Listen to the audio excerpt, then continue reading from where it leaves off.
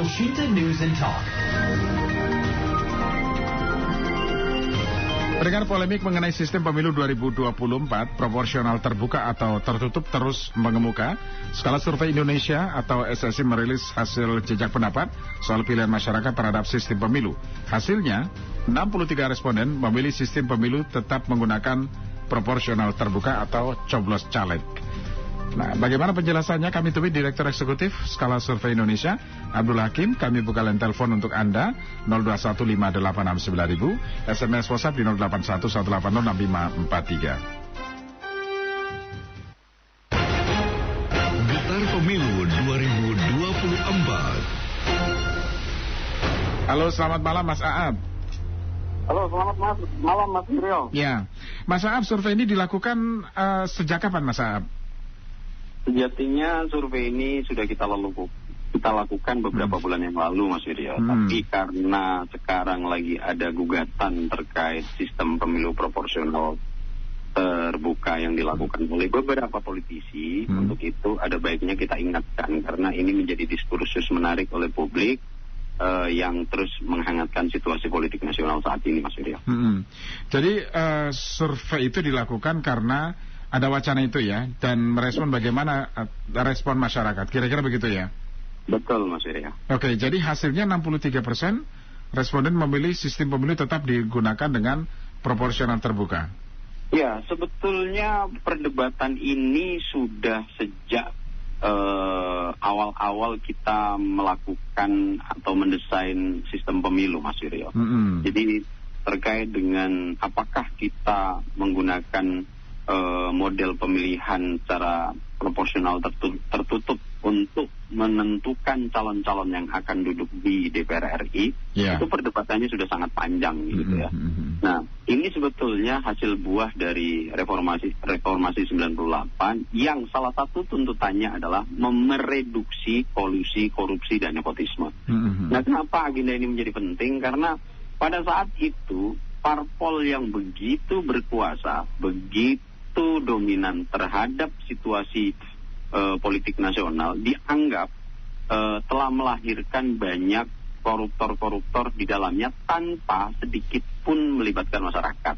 Nah, kemudian inilah yang melatar belakangi kenapa kemudian ada usulan kita menggunakan proporsional terbuka. Nah, dengan proporsional terbuka maka hegemoni parpol terhadap situasi politik itu tidak terlalu, karena dalam proporsional terbuka untuk menentukan siapa nanti yang akan duduk di DPR RI tidak lagi ditentukan mutlak oleh partai politik. Namun ada tangan-tangan masyarakat yang terlibat langsung untuk mendudukkan calon wakil-wakilnya di DPR RI. Gitu maksudnya. Oke. Jadi sebetulnya proporsional terbuka kan sebuah kemajuan dari demokrasi, sistem demokrasi kita. Kira-kira begitu Mas Api ya. Kalau tertutup kan sama saja kembali ke orde baru. Kira-kira begitu ya. Dan ini sangat merugikan masyarakat. Kita ini sebetulnya cukup gagap memang dengan perubahan. Dulu sebelum reformasi dengan adanya hegemoni parpol yang cukup luar biasa, masyarakat merasa dinihilkan perannya sehingga menuntut untuk partisipasi politiknya dinaikkan.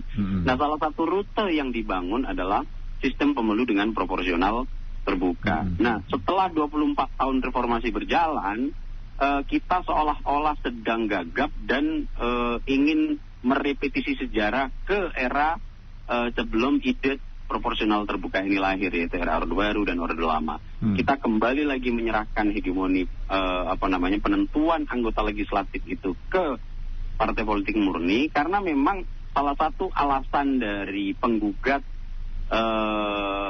sistem proporsional tertutup ke MK ini adalah ingin tidak adanya lagi kerenggangan parpol untuk bisa mengatur caleg-calegnya, karena saat ini dengan proporsional terbuka keterikatan caleg lebih besar terhadap konstituen pemilihnya di dapil daripada ke partai politik. Nah, ini mencoba untuk dikembalikan lagi oleh penggugat ke Mahkamah Konstitusi dengan mencoret frasa terbuka dan frasa proporsional.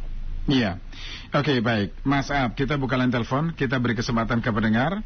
Kita ingin tahu bagaimana masyarakat merespon wacana proporsional tertutup ya, yang mulai mengembuka ya, yang mencoba disampaikan ke publik. Nah, sementara yang selama ini kita anut adalah proporsional terbuka. Terbuka. Baik. Kita ingin tahu bagaimana masyarakat memilih apakah terbuka atau tertutup. Silakan 0215869000, SMS WhatsApp di 0811806543. Kami masih bahas bersama Direktur Eksekutif Skala Survei Indonesia, Abdul Hakim atau Mas Ab. Sudah ada Pak Sofyan di Cibubur. Pak Sofyan. Ya, selamat malam Pak Abdul Hakim, Pak Wiryo. Silakan malam Pak Sofyan. Ya, saya pikir sih survei yang dilakukan ini tentu kita apresiasi sebagai sebuah referensi kuantitatif. Meskipun secara kualitatif tidak perlu ditanyakan bahwa masyarakat itu ingin pemilu sebagai pesta demokrasi. Memang rakyat itu harus berpesta dalam pengertian pemikiran-pemikiran dan aspirasinya itu dia bisa memilih dengan berbagai macam sarana. Salah satunya itu pilih caleg. Nah, itu secara kualitatifnya kita ingin berpartisipasi langsung gitu. Yeah. Jadi dengan menarik ini dari tangan rakyat menjadi proporsional tertutup itu menarik unsur pesta demokrasi dan kekuatan di tangan rakyat itu sendiri. Nah, oleh karena itu baik kuantitatif yang sudah dibikin dan kualitatif ini perlu disampaikan kepada para politisi yang sekarang ini mungkin melakukan gugatan. Sebenarnya kita juga ingin bertanya bahwa apa ya dasar pemikiran di belakangnya, rasional behind-nya itu apa dia menggugat ini, apakah untuk meningkatkan kekuasaan pengurus partai atau memperbaiki bisnis modelnya partai, karena salah satu revenue stream dari partai itu barangkali selama ini hanya iuran. Nah, kalau kayak gini kan ada stream baru ya, ada potensi stream baru, yaitu dari penentuan nomor jadi dan nomor sepatu, kira-kira begitu. Itu nomor 1 sampai nomor 8 itu mungkin beda harga setiap nomor itu. Nah, jadi dan dikhawatirkan memang seperti tadi Pak Hakim juga bilang, dikhawatirkan bahwa barangkali akan ada praktek yang di dalamnya itu meningkatkan hegemoni kekuasaan ketua partai atau pimpinan partai. Kalau saya bahkan melihatnya ini mungkin juga dibiayai, ada potensi bahwa nanti koruptor-koruptor yang belum dicabut hak politiknya, toh uang tabungan masih ada. Salah satu daripada jadi jualan dagang, buka showroom itu susah lama, ya lebih bagus dialokasikan aja 3 miliar, namanya nomor 2, nomor 1 kok di daerah tertentu. Lebih bagus diinvestasikan masuk jalur politik lagi. Terima kasih. Baik, terima kasih Pak Sofyan. Kemudian Pak Sunarno di Cikarang. Pak Sunarno, silakan Pak Sunarno. Selamat malam Mas Wiryo. Malam Pak Sunarno. Narasumber. Saya setuju dengan Pak Sofyan ya. Jadi kalau buat saya ikuti aturan yang ada kalau ingin pemilunya itu diterima dan legitimate. Jadi jangan bikin aturan baru, jangan bikin cara-cara baru gitu. Ini harus, kalau orang bilang harus ajak dengan aturan, harus taat pada aturan. Kalau di awalnya saja sudah seperti ini, kita jadi tanda tanya. Ini sebetulnya KPU ini siapa gitu ya. Kalau KPU yang benar kan dia harus ngikutin aturan yang sudah ada. Kan gitu. Jadi rakyat, jadi awal-awal aja rakyat itu sudah, rakyat tidak salah kalau rakyat itu curiga, karena kitanya tidak menjalani sesuai dengan koridor yang sudah menjadi sebuah kesepakatan gitu. Yang kedua, saya setuju dengan Pak Sofyan, Pak. Dengan cara yang tertutup tadi, itu akan marak lagi yang namanya korupsi, karena orang siapa yang punya duit sekarang aja, pemilu yang sekarang aja, bandar-bandar itu kan juga berusaha untuk bisa menggolkan nama-nama gitu. Itu aja gitu. Baik. Indonesia kapan majunya kalau begini ya. Terima kasih. Terima kasih Pak Sunarno. Kemudian Pak Okta di Cilengsi setelah ini ditanggapi. Pak Okta silakan Pak Okta. Waalaikumsalam. Itu langsung siapa itu Roman Ibu? Iya, Mas Aap. Mas Aap ya. Jadi tetangga nih Pak Okta. Tetangga. Jadi gini Bung, saya nggak peduli mau terbuka mau tertutup. Sekarang gini saya tanya Bapak lah. Kalau terbuka dijamin nggak ada korupsi. Kalau tertutup dijamin nggak ada korupsi, itu biar berok masalah. Saya makanya nggak milih, demi Allah saya nggak bakal milih karena nggak ada janji kontrak politik hitam di atas putih. Kalau ada itu saya pilih, saya milih lagi, nyolok lagi. Saya 92 nyolok, nggak pernah lagi nyolok. Lama banget ya? Iya, SMA itu pun wajib karena SMA kan zaman dulu. Masih ingat nggak caranya tuh nanti, Pak? Kenapa, Bung? Masih ingat nggak caranya nanti? Gampang lah kontrak. Cuman harus ada kontrak politik hitam di atas putih. Kontrak politiknya sederhana isi, Bung Wir, cuma 2. Kalau saya nggak menepati janji, saya siap dihukum mati. Kalau saya korupsi, saya siap dihukum mati. Selesai, tampilkan di TV, semua TV, jadi ada rekamannya. Nah, kalau lagi itu kita dibohongin, kita cuma ngayain orang. Jadi sekarang saya tanya Bapak tuh, Pak itu, kalau dijamin nggak korupsi?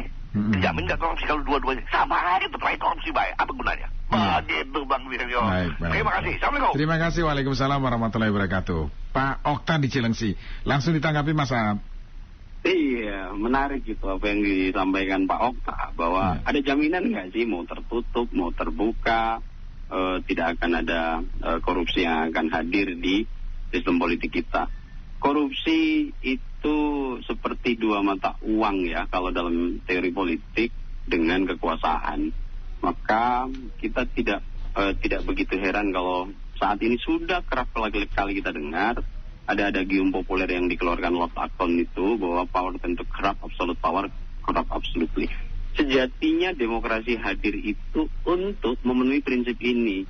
Siapa yang memegang kekuasaan, maka dia memiliki kecenderungan untuk korupsi, menyelewengkan atau menyalahgunakan kewenangan. Dan siapa yang memiliki kekuasaan mutlak, maka dengan mutlak pula dia akan korupsi. Nah, sejatinya kan sistem proporsional terbuka ini apakah menjamin tidak ada korupsi, dan kemudian tertutup ini tidak ada korupsi. Dua-duanya memiliki kelemahan dan kelebihan. Salah satu di antara kelemahan dari sistem proporsional terbuka ini adalah karena persaingan sangat ketat, butuh modal yang cukup besar, nanti ada kerja-kerja yang memerlukan modal besar yang banyak kita sebut sebagai praktek politik uang yang beredar di masyarakat. Itu salah satu kelemahan dari proporsional terbuka. Apakah tertutup juga akan menihilkan praktek korupsi atau politik uang? Tidak juga. Bedanya, kalau terbuka nanti terdistribusi kepada masyarakat, kalau tertutup tadi seperti yang dibilang oleh Pak Sofyan, nomor 1 sama nomor sepatu itu, nomor kepala sama nomor sepatu itu juga akan ada transaksi yang seperti sudah dipraktikkan pada zaman Orde Baru. Jadi nomor urut nanti akan diperjualbelikan. Bedanya masyarakat tidak tahu menahu terkait itu. Nah, kalau urusan korupsi ini sudah menjadi urusan yudikasi. Namun sebetulnya proporsional tertutup dan terbuka ini berkorelasi dengan pilihan kita menggunakan demokrasi sebagai sistem politik. Kalau jaminan tidak akan ada korupsi di sektor kekuasaan politik, itu seperti kita mengatakan tidak akan ada panas tanpa ada matahari gitu. Jadi itu memang dua hal yang nggak akan bisa kita pisahkan. Nah, menanggapi dari Pak Sofyan tadi, memang secara kualitatif Pak Sofyan dan Pak Sunama itu adalah representasi dari hasil survei 63% itu, Mas Wira. Cuma alasan dari Pak Sofyan, dari Pak Sunama lebih intelektual. Kalau masyarakat menjawab alasannya cukup singkat, sederhana, misalnya kenapa sih masih tetap kekeh dengan sistem proporsional terbuka? Dia mengatakan karena calon-calonnya saya tahu gitu. Kemudian setelah saya tahu, saya bisa milih dia yang langsung, yang saya suka. Misalnya di situ ada 10 caleg, 10 kursi, dari caleg-caleg itu saya bisa milih langsung. Kemudian mereka merasa haknya, seperti yang dikatakan oleh Pak Sunama tadi, haknya merasa terwadai. Kalau bahasa Pak Sofyan tadi, pesta demokrasinya Pak Sunama tadi itu terwadai di situ. Kemudian lebih transparan dan terbuka. Cuma sistem proporsional terbuka ini kelemahannya adalah dalam penyelenggaraan cukup rumit gitu. Kenapa misalnya kita pemilih masuk ke kotak suara itu harus membuka 3 surat suara, DPR RI, DPRD provinsi dan DPR kabupaten yang nanti lebarnya itu bisa melebihi badan kita gitu, dan kita harus nyari di mana itu letak caleg kita yang mau kita pilih. Kemudian dalam sistem penghitungan suara konversi, siapa sih nanti yang akan duduk di DPR RI itu juga menjadi cukup. Tapi ini semua kan alasan teknikal gitu. Ketika kita sudah memilih demokrasi sebagai sistem politik, tentu kaidah dan hakikat demokrasi itu yang akan menjadi landasan dalam melakukan rute bernegara, Mas Wira. Iya, oke, baik. Ada beberapa tanggapan diantaranya dari Pak Andri ya. Pak Andri, saya tidak dua-duanya. Kemudian Pak Alu Akhiram, coblos calegnya itu lebih akurat. Sementara Pak Heri Haryadi, tertutup maupun terbuka, untuk rakyat sih nggak ada bedanya ya. Kemudian Pak Ali, kalau saya pilih parpol, caleg nggak kenal. Yang lain misalnya, saya setuju proporsional tertutup karena ini money politiknya hanya di atas. Ya, rakyat tidak diajari untuk money politik. Kemudian Pak Amir, dua-duanya ada kekurangan dan ada kelebihan. Saya cenderung pilih calegnya karena jelas namanya. Pak Ali Dimampang, kalau saya pilih parpolnya. Nah, ini dinamika yang terjadi ya, Mas Ab ya. Pilihan berbeda. Tetapi sebetulnya bagaimana sebaiknya partai politik merespon hal itu, Mas Ab? Ya, kalau kita lihat respon parpol dari 9 parpol di parlemen cukup positif. 8 dari 9 parpol di parlemen sudah menyatakan dan membuat pernyataan bersama bahwa mereka semua akan tetap berupaya untuk dan setuju untuk menjadikan sistem proporsional terbuka sebagai sistem pemilu di 2024. Itu sebabnya gugatan yang sekarang sedang disediakan oleh Mahkamah Konstitusi harus juga melihat hal-hal seperti ini, Mas Wiryo. Ini aspirasi publik sudah cukup menguat, meskipun ada gugatan ini sebetulnya tahun 2018 sudah pernah dilakukan gitu. Ketika itu Pak Mahfud MD yang menjadi ketua MK memutus bahwa proporsional terbuka yang pada saat itu masih setengah terbuka karena suara terbanyak masih harus mengalami pembatasan di 35% gitu. Nah, pada waktu Pak Mahfud MD memutus itu, frasa yang 35%-nya dicoret itu sama Pak Mahfud gitu. Jadi akhirnya proporsional ini menjadi terbuka murni. Nah, disinilah rute dari gugatan-gugatan yang dilayangkan ke Mahkamah Konstitusi. Ini bukan pertama kali, namun semangat reformasi ketika itu, semangat keterbukaan, semangat demokrasi sebagai landasan politik bernegara masih cukup kuat. Nah, akan tetapi ada gagap sekarang seperti yang saya bilang di awal tadi, ada gagap terhadap perubahan yang terjadi ini. Kenapa? Salah satu kelemahan dari proporsional terbuka akan menjadikan hegemoni parpol menjadi tidak begitu kuat gitu. Karena loyalitas caleg lebih banyak dan lebih condong kepada rakyat konstituennya daripada kepada politik. Oke. Kemudian ada Pak Belta di Pasar Boy ya. Kita sabar dulu Pak Belta. Halo Pak Belta. Ya, Assalamualaikum warahmatullahi wabarakatuh. Waalaikumsalam warahmatullahi wabarakatuh. Selamat sore atau selamat malam. Selamat malam ya. Jadi saya agak menarik ya, ini temanya terbuka dan tertutup, sama-samanya korupsi semua ujungnya ya. Jadi gini, saya sih sebagai masyarakat biasa, aneh ya, orang menjadi caleg, nggak punya kompetensi, nggak punya kapabilitas, hanya dengan duit jadi caleg. Saya pikir begini, tunggulah kehancurannya apabila suatu negara atau institusi dipimpin sama orang yang tidak cakap, tidak pandai. Jadi kalau saya mengusulkan sederhana, kalau Anda pengen jadi caleg, di assessment dulu, kapasitasnya seperti apa. Jadi akan lebih efisien memimpin negara ini. Bukan hanya kaya raya, terpopuler, punya duit, jadi caleg. Ya. Di MPR nggak bisa apa-apa. Akibatnya apa? Satu orang caleg, ada tenaga ahlinya 2, digaji lagi, pemborosan. Orang pinter aja yang jadi caleg lah. Kalau yang bodoh-bodoh minggir lah. Hanya popularitas buat apa? Dunia sementara kok, akhirat itu abadi. Terima kasih. Terima kasih. Waalaikumsalam warahmatullahi wabarakatuh. Kemudian Pak Andi di Bekasi, silakan Pak Andi. Ya, selamat. Kalau saya halo. Ya, silakan Pak. Ya. Kalau saya mendingan proporsional terbuka. Yeah. Kalau dikhawatirkan money politik itu pasti ada. Itu sudah berlangsung lama dan sudah merupakan budaya kita. Mau ikut pemilih itu ya money politik. Tetapi kalau proporsional terbuka, money politiknya kan di masyarakat, rakyat yang terima duitnya. Kalau money politik, kalau proporsional tertutup, yang terima itu duitnya ya pengurus partai, hanya untuk berapa orang. Jadi dari segi pemerataannya lebih bagus. Kalau proporsional terbuka, masyarakat ikut nikmati. Kalau hanya proporsional tertutup, pengurus partai yang kenyang. Terima kasih. Terima kasih ya Pak Andi di Bekasi. Ya, Mas Saab, langsung ditanggapi Mas Saab. Iya, pernyataan dari Mas Delta dan Pak Andi kan cukup menarik. Dan inilah buah dari pengambilan keputusan. Selalu ada yang pro dan selalu ada yang kontra. Namun yang saya tekankan di sini, simplifikasi masalah itu menjadi hal yang agak tidak boleh dilakukan dalam mengurus negara ya. Dalam proses bernegara, simplifikasi itu akan memunculkan analisis yang parsial, Mas Wiryo. Misalnya hanya mengukur proporsional terbuka atau tertutup hanya pada satu variabel menyebabkan analisis kita menjadi kesimpulan yang parsial. Nah, untuk itu kalau kita kaji secara lebih jauh ya, dengan mengacu pendapat-pendapat masyarakat yang berhasil saya himpun, memang kebanyakan alasan yang setuju terhadap proporsional tertutup yang angkanya tadi sudah disebut Mas Wiryo 4,8% itu lebih banyak ke sektor teknikal, Mas Wiryo.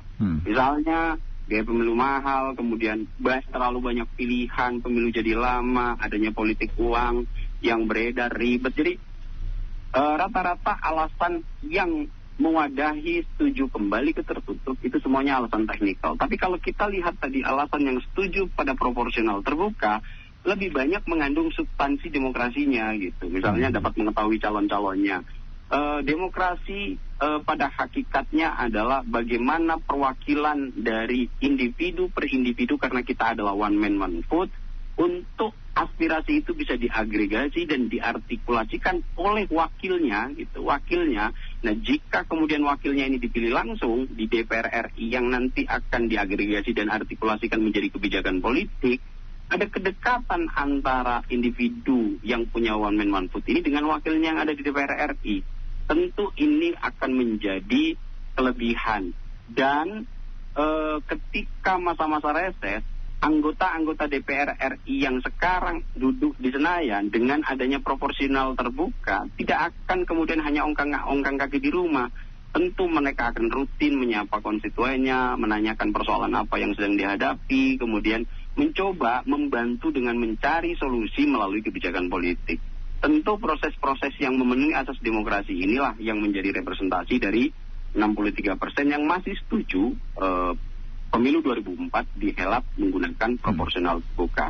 Nah, kalau tadi Pak Delta, kemudian Pak Okta yang apa itu yang mewakili, ada juga yang menjawab seperti itu Pak ini. Jumlahnya 32,2%. Memang banyak juga ternyata. Iya. Mau terbuka, mau tertutup. Yang penting konkret dia nggak korupsi, itu lumayan besar juga ya. Iya, ada 32,2%. Ada Pak Ferdi di Cimanggis. Pak Ferdi, halo Pak Ferdi. Selamat malam. Malam Pak Ferdi. Iya, jadi saya begini Mas. Model tertutup, model terbuka, yang penting kita harus lihat rekam jejaknya. Gitu loh. Terbuka pun sama aja, dia punya data sudah profesor, doktor, apa segala macam, ahli politik, tapi tetap aja korupsi juga. Apalagi tertutup. Kalau tertutup kan kedekatan dia sama ketua partai.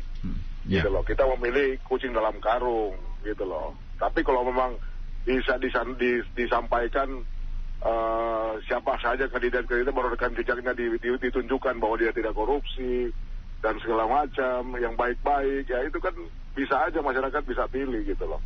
Tapi sekarang ini kan ribut, tertutup, terbuka, sama aja. Mau terbuka pun kalau dia korupsi aja gitu. Susah juga kan kita. Masyarakat ini kan apalagi sudah disodorkan begitu banyak. Ini kan serentak nih, nggak bisa banyak sekali nih, DPRD, ada DPD-nya juga, DPR, ini kan bingung gitu. Serentak ini semuanya. Jadi dia bingung gitu, bingung semua orang memilih. Udahlah yang cakep-cakep aja yang dipilih kan gitu. Padahal belum tentu juga gitu. Belum tentu juga ada isinya ya. Iya dong. Wah, ini profesor, kepalanya sudah botak, sudah pengalaman, ternyata sama aja. Tidak ada. Kenapa? Kekuasaan itu di DPR itu, kekuasaan tertinggi adalah ketua partai. Semua satu komando. Orang-orang yang berseberangan sedikit-sedikit itu ya bisa disetting semua itu. Dibuat seperti itu seolah-olah gitu. Tapi ternyata gue ketemu mereka di warung kopi juga, sama aja. Gitu loh, pembohongan publik tuh banyak gitu. Jadi nggak ada gunanya juga gitu. Carilah formula yang kira-kira bisa di rakyat tuh bisa dipuaskan gitu. Dipuaskan dan mengerti bahwa apa yang mereka pilih itu tidak salah. Baik. Gitu. Yeah. Itu aja. Selamat malam. Terima kasih, selamat malam Pak Ferdi. Pak Hakim di Bintaro, silakan Pak Hakim. Selamat malam Elvinta. Malam Pak Hakim. Ya. Pak, mau tertutup, mau terbuka. Yang dipilihnya nyalonnya pakai duit. Ya prinsip dasar aja Pak, balik modal Pak. Jadi sama saja ya maksudnya ya. Lagi pula, kapan waktunya kita pernah diaspirasikan? Iya. Ya Pak, aspirasinya ya aspirasi kelompoknya saja Pak. Lingkup kecil aspirasi keluarganya mungkin Pak. Jadi saya bukan apatis dengan adanya pemilu, tidak Pak. Itu hal yang baik.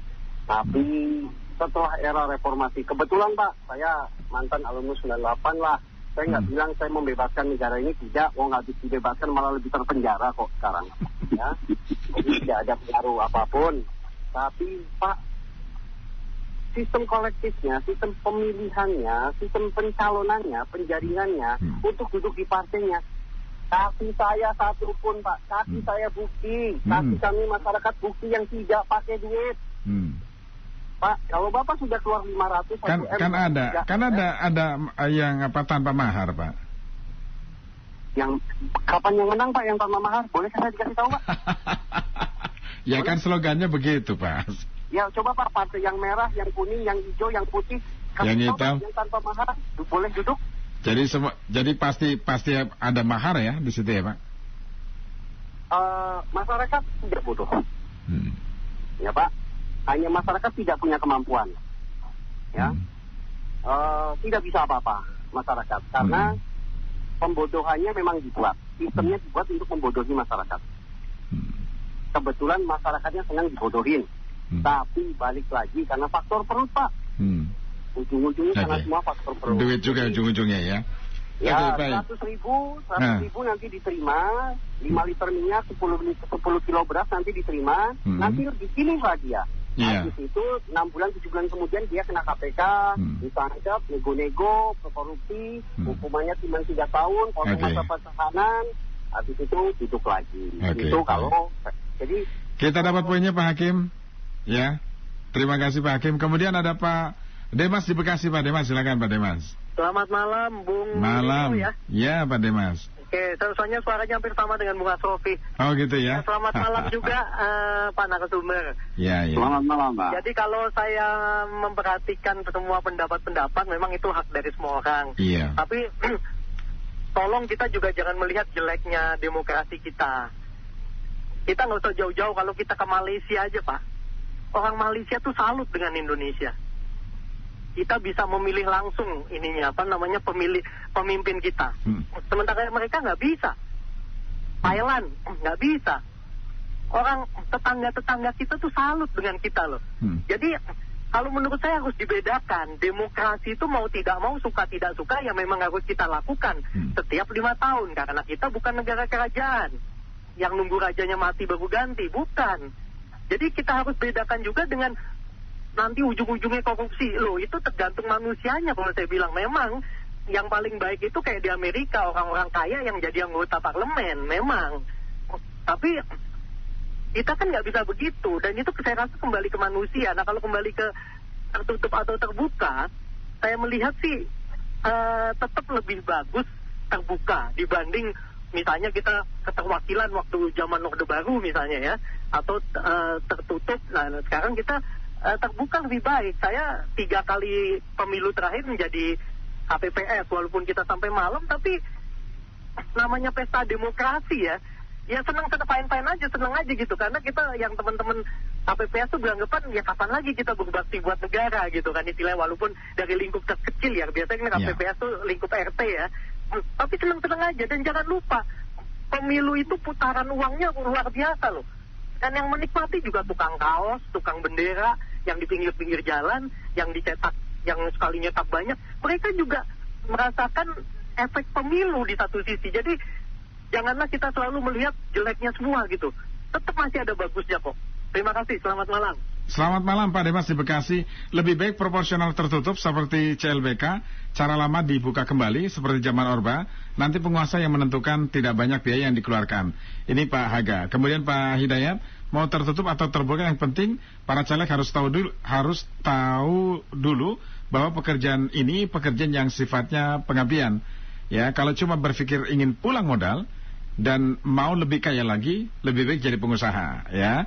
Itu pasti banyak manfaatnya juga untuk masyarakat lain. Kemudian, dan jadi pengusaha itu juga jauh lebih mulia loh, ya. Ini beberapa respon pendengar. Pak Ferdi di Jakarta berharap agar tidak perlu diperdebatkan lagi proporsional terbuka atau tertutup, karena sekarang yang berlaku adalah proporsional terbuka, jadi lanjutkan saja, atau itu memberikan ruang yang sama bagi banyak masyarakat. Ya, silakan Mas Aab.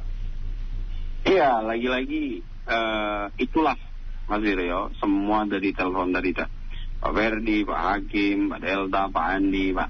Inilah yang sebetulnya sangat diharapkan di era demokrasi. Adanya partisipasi politik, baik itu dalam bentuk verbal dan dalam bentuk yang formal, memberikan suara gitu.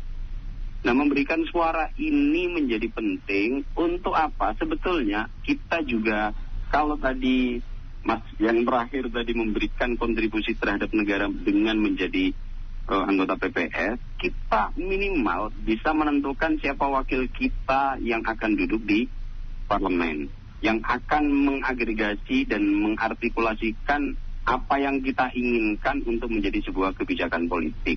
Nah, persoalan mau kaya miskin itu kalau kita langsung bisa mencoret mana yang kita nggak suka, mana yang kita suka, dan kita bisa memberikan dukungan secara langsung untuk menjadikan si A, si B, si C, si D menjadi anggota DPR. Itu kelebihan dari proporsional terbuka.